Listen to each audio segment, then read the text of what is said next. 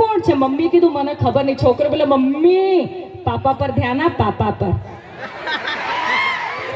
મેં નાના છોકરાને બોલાવીને પૂછ્યું, અરે તું આટલો નાનો થઈને આ શું બોલે છે? તો મને કહે છે હું થોડી નાનો છું. તો મેં પૂછ્યું ભાઈ તો તારા ઘરમાં સૌથી નાનો કોણ છે? તો નાનો છોકરો કહે છે કે મારા પપ્પા.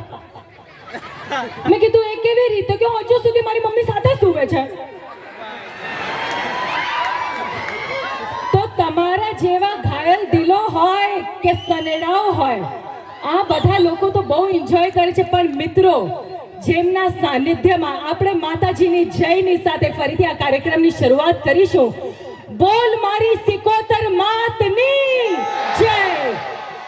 એવા અમારા સિકોતર માતાજીના ભુવાજી, એવા મયંકસિંહ રાઠોડ માટે મિત્રો મારે કંઈ કહેવું હોય તો હું આટલું જ કહીશ કે કામ ऐसा करो कि नाम हो जाए, काम ऐसा करो कि नाम हो जाए, वरना नाम ऐसा करो कि नाम लेते ही काम हो जाए.